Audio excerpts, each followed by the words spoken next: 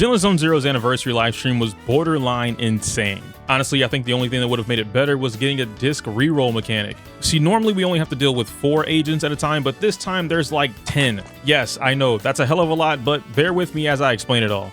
First up, we've got Remielle as the flagship Void Hunter of this patch. She will be here the entire month, so keep that in mind throughout the entire video. We've also got Aria, Sigrid, the infamous Dialyn, the legendary Yuzuha, and the boy who everyone memed on, Harumasa. God damn it, I'm just stuck in tier 1 because my support won't get it for fat f***ing ass and help me!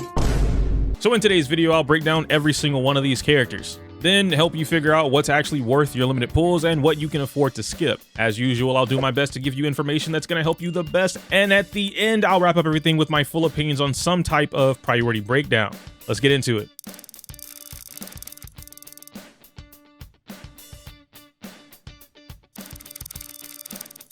Are you tired of losing? Are you tired of losing those 50-50s to bullshit? Well, don't worry, big dog, I got just the deal. Let me show you a popular website that helps gamers buy more for less. Not only can you score games for less, but they've also gotten a partnered top-up services, meaning you can buy your pulls cheaper too. Oh, that's nice. On top of that, Aniba offers something else I haven't seen any other site do: a 10% cash back with each purchase. Now I get cheaper pulls and my money back. But wait, there's more. Using my link in the description box will get you all set up to start saving more money today. Now get out there and go pull that new character. Starting off with Remielle, there's almost zero reason not to pull her. In fact, there's legitimately only one, but before I do that, let me explain all the positives. Remielle is an incredibly adaptive DPS because of how Lumen Flux works for her. By essentially copying the attribute of her main DPS, she'll always have a positive matchup against any enemy in the game. The off-field support she provides has some of the highest value we've seen in the game too, because not only is she dishing out her own absurd amounts of damage, but she's also crowd controlling enemies while generating more of her Lumen resources to power herself up. Then from a team synergy perspective, I believe she works with every single anomaly agent in the game. I even heard a little rumor they're updating Miyabi to guarantee the 2 anomaly Void Hunters work flawlessly together.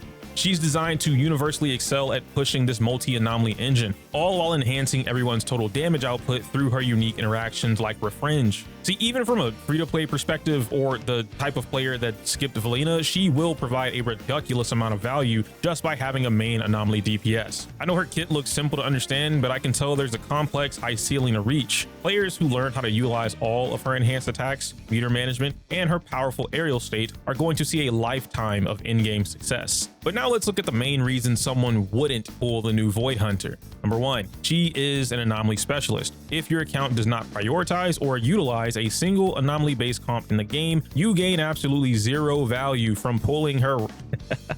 I'm reading what I said, and like in my head, the moment I said zero, I promise you, I did the LTG me. You serve zero purpose. Anyway, back to what I actually wrote. Sure, you can grab her, okay, and just wait, but there's no fun in not playing brand new character that you just pulled, so I would do that. Number 2, with the anomaly specific focus comes a steep learning curve for most players. Anomaly isn't just about mashing, and that's actually why most players underperform with the archetype. Learning how to adapt your combos on the fly, to match her attributes, efficient rotations, and building combos to build her charges quickly on/off the field might be a problem for some players. Again, it's not Remielle herself that will be difficult to learn or understand, it is anomaly as a whole. Lastly, she's not mandatory. Despite how powerful she is, Yuzuha still exists. Remielle is not mandatory for every anomaly team moving forward, and at this point, we actually have so many types of anomaly comps that you could build whatever you want as long as you have one of these staple agents. After Remielle, we have Sigrid, who kinda represents a weird fork in the road for some of the players. For the sweatier side of the community, she is an absolute dream. The way her converging spears reward mechanical precision with a massive crit rate boost feels like a proper payout for your efforts. It turns every encounter into like this rhythmic dance where you aren't just fighting the boss, but also fighting your own timing to keep that meter alive. So far, I can already see she'll be extremely free-to-play friendly given you have any of these agents on your account. Off-field stunners like Norma, Polkra, Jafufu, Trigger, who we now have the option to get for free, and more. Then, since she's an attack agent, almost every support in the game game will work with her. Nicole and Lucy are viable options, more so Nicole, but Lucy is a good temporary support until you build something stronger. And we're getting Rena's potential unlock at the same time Sigrid drops. I also heard from the grapevine that her buffs are putting her on the scale of Astra right now. I'll learn more officially once I get my hands on her, but take that with a grain of salt. However, with all of that said, which I mean isn't really a lot to be honest, but whatever, let's talk about why you wouldn't want to pull Sigrid. That high attention playstyle that I just described is probably what I would call a nightmare for most casual players, or some of the players who just want to relax during their daily grinding. The meter drain mechanic is extremely punishing. One wrong move or even a few seconds of downtime while chasing a more agile boss will reset your entire buildup. You are essentially trading the comfort of a standard rotation for the raw power of an always on burst state. It's not really for everyone, I'm not gonna lie to you. I'm a huge fan of it, right? I like that combat system a lot, but I know it's not everyone's cup of tea. There's a reason that Harumasa, Soldier 11, and Vanway are some of the least played DPS agents in the game. The second reason that I can think of is Pyroius, which you will hear me refer to later on in the video as well, but Pyroius is free. He is the literal free attack agent. If you ended up pulling Norma, which would have been a very good benefit for your Pyroius, that would also benefit Sigrid, and some players did pull Norma for Sigrid. The problem that you're going to run into is that Pyroius now has to compete with Sigrid. So it's kind of like, do I use 180 of my limited pulls on a bad day when I could just play and invest into my Pyroius, who also at the same time of us getting this patch will receive his second pair of Mindscapes. Food to consider. Next up is Dialyn, who is currently the epitome of what every stun agent wants to be in the game. She generates some of the highest days in the game, extends the stun window, and is extremely free-to-play friendly when it comes to overall team building. The fact that her impact is enhanced by her crit rate encourages players to push more high damaging builds. She drops a 30% stun damage multiplier on top of stunned enemies thanks to her malicious complaint. She increases her own crit damage by 50%, along with boosting the damage of the entire team by 40%. And she has specific additional damage attributes depending on if you're rocking an attack or rupture agent on your team. She also brings something that no other character in the game provides: a free ultimate. Every time Dialyn uses her hold basic or chain attack with enough positive reviews, she can forward a free ultimate to any agent on the team. I also just recently learned some more cool tech with her that allows her to steal a chain attack, steal being in quotation marks there. I'll make a YouTube short explaining this in more detail, but TLDR, if you use manual chain attack and combine it with her EX skill Get Lost, Dialyn will trigger her own custom chain attack without consuming the actual chain attack. Learning that tech made my Yatari runs absolutely nutty. But with all that good stuff going for her, why would there even be a reason to skip her? Super duper great question, Billy Bob. Despite her being the best stun agent in the game, she isn't mandatory, and that's kind of the theme here. If you already own other agents that are still strong in their own right, like Norma or Jafufu or Trigger, then you can kind of skirt by without having Dialyn. She increases the performance levels of teams by a noticeable degree, but this is where I would consider thinking about whether or not you're pulling because you can't clear content versus you just want to score chase. I can still beat whatever in-game content I want in the game using A ranks and Season 1 S ranks. Dialyn's necessity makes a bigger difference when I'm pairing her with Year 1 agents, but when playing more content appropriate teams, I'm really not that stressed. But if you have the extra pulls, I definitely recommend picking the little monster up. Jumping back on the anomaly train, we have Yuzuha. She's pretty much become the staple of anomaly teams as a support, and even if they did release a brand new anomaly support, it wouldn't reduce Yuzuha's overall effectiveness on a team at all. On a base level, Yuzuha brings up to 1200 flat attack of 15% damage increase, another 20% damage increase if her additional passive is active, and a 20% damage bonus towards disorders specifically. And she copies the element of whatever anomaly you tell her to on the team thanks to that flavor match mechanic she has. This is similar to what I explained with Remielle earlier, but she's not copying the attribute for her own damage. Instead, she's helping whoever she copied build their respective attribute faster. That is a lot of buffs for a semi-auto play character. Regarding team play, again, similar to what I mentioned with Remielle, Yuzuha works with every single anomaly agent in the game, and she pushes them well above their means. That point is more beneficial since Season 2 because of all the nonsensical HP inflation and anomaly resistances the devs decided to do. What's cooler is how Yuzuha quickly became an Astra replacement in some general team comps.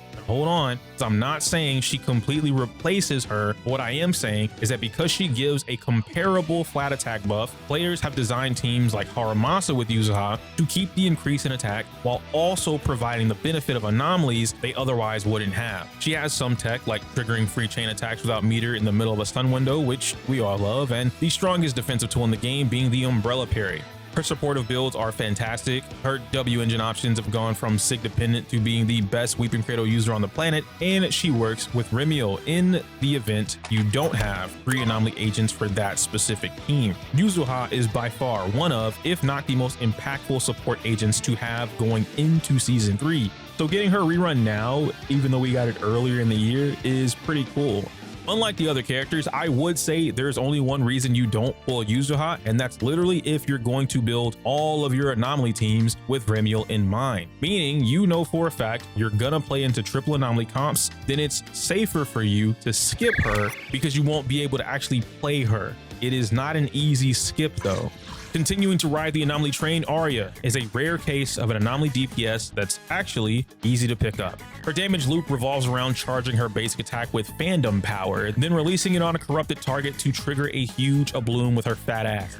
And that loop is straightforward enough that she has a genuinely low skill floor with flexible gearing to match. That accessibility paired with Ether being an attribute with plenty of favorable matchups and very few resistances means her damage stays reliably strong across most content rather than getting walled by a bad matchup. Aria also sidesteps a problem that a lot of anomaly teams deal with, that problem being ICD. ICD stands for internal cooldowns, and because of how the anomaly system works, combining two on one team usually conflicts anomaly and disorder triggers. It's not that it's hard, but it has been noted as one of the hidden mechanics confusing players who do want to learn how to play anomaly. Aria is noticeably less affected by that issue, which keeps her damage output more consistent in boss fights rather than fluctuating based on proc timing. Her damage also spikes hard against dazed enemies specifically, which makes it even easier for players who are familiar with standard crit-based comps to pick up the team. She loves Nangong Yu, but can work phenomenally with the free-to-play Buster Wolf we have named Lycon. She also has wider support options than some of the other anomaly DPS because of this. Suna, Yuzuha, Nicole, Remielle, the new Rena or old Rena, and Astra. You could probably make Lucy work too if you were really struggling as free-to-play, but leave that on the table for now. That being said, she does have some reasons not to pull her right now. Aria wants a dedicated stun teammate to unlock her true ceiling, and she leans towards Ether-centric team comps rather than the standard disorder comps other anomaly units are built around. So team building around her looks a little different once you start optimizing things, and surprisingly, she shares the same limitations as Remielle and Yuzuha. Pull her for an anomaly team, yes, and then she's absolutely fantastic. If you pull her for anything else, most of her kit, if not all of her kit, will go unused and you can't actually play the character. The positive to that is Aria is one of Remielle's strongest teammates because of their kit and playstyle working directly off of each other. Now see, I might personally go for M2 Aria, but that's if I get super lucky. Finally, we get to Harumasa, who is built entirely around one idea, trying to pack as much devastating damage as possible into a single stun window. His Electro Quiver, Electro Prison, and X-Mark abilities, systems, mechanics, whatever we're going to call it, all of them interact to set up huge burst damage, and his dash attack gives him the ability to weave in and out of the fight while taking advantage of open situations. What does that mean? Random enemy got stunned, free quivers. One of the enemies just got shot, more free quivers. You've got a full stick of butter and you need to burn it, extra damage and more free quivers. When you actually get in sync with Harumasa, he feels like hitting someone with an absolute truck, and the fact that he was previously handed out as a free S-rank agent means a huge chunk of the player base already owns him and just needs to invest in the builds. Now we're finally getting his rerun after 500 plus days. He's gotten a potential unlock earlier this year, and I still don't know if I can recommend picking him up. Being an attack agent, Harumasa is forever going to be compared to another free DPS everyone just received. Cough, cough, Iroyus. And with him being much older, an Electro DPS, and one of the top 5 most technical characters in the game to play, it's hard to recommend. Harumasa is widely considered one of the most difficult characters in the game to actually play well, with both a high skill floor and a high skill ceiling. His damage is heavily gated behind enemies' stun windows, meaning he's significantly weaker without a dedicated stun agent, which is also where where having someone like Dialyn on his team helps to set those windows up for him. Then he's also one of the more unique characters that actually gets advantage from stun and anomaly effects, making it more viable to play him with an anomaly influence on your team. This is where some older players saw me playing Miyabi and Harumasa and deleting bosses in tower when he first came out, but now you'll see more popular teams of Harumasa and Yuzuha, or the one before that including Rina. Overall, this makes Harumasa less of a universal recommendation and more of a know what you're signing up for kind of thing. You enjoy learning a demanding rotation and have the stun agents he already wants, then he rewards that investment up to a certain degree. For someone like me that already has an M0 built, I'm way more inclined to pick up the M1 just for the ease of use, big slashes, and the fact that because it took 540 something days to get him again, we probably won't see him in, I don't know, forever. So I'm gonna take advantage of it now. If you're looking for something you can pick up and immediately perform well with, his learning curve is going to work against you far more than a simple attack character like Pyroius would. If you don't learn how to play him, it will absolutely punish your performance. There's no ifs, ands, or buts about that. So with all that being said, some of you are still looking for some kind of priority list, right? I mean, I'll do it, but I really want you to understand after everything that I just explained, I hope that you understand, like twice actually, this is really difficult. Like it's not an easy thing to do because whatever is on your account is not what's on my account or your friend's account or that guy's account. And it really just, it comes down to whatever you have, right? But like I said, I'll do it. So in order, this is what I would do, or rather, this is what I would prioritize. Number 1, Remielle, then Yuzuha, Dialyn, Aria, Sigrid, and then Harumasa, in that order. As I said before that, picking one agent over the other completely depends on your own account. And I have zero idea what you have or what you're doing. Anyway, now I'm done with the video. I can't say my usual outro because it's inappropriate for YouTube. Like the video, comment, subscribe, join my Discord. Because I did start a, I guess I can announce that now because by the time you watch this, it'll be next week. I'm going to start streaming or trying to stream a lot more consistently. Next week is when I'm starting that because I'm telling myself I'm going to do that. But join my Discord now. I have announced bringing back account reviews. I'm doing them a little differently and I'm going to be on your account. Like I'm going to play it, but I'm trying to do them on stream. Okay. It's weird. It's different for me, probably not for you, but whatever. Anyway, join the Discord because that's the only way that you're going to be able to tell me that you want the account review. All right, you do have to be some type of member, YouTube member, Twitch member, Discord member, doesn't matter, just something. Okay, but that is my shameless plug to do that. Smell you later.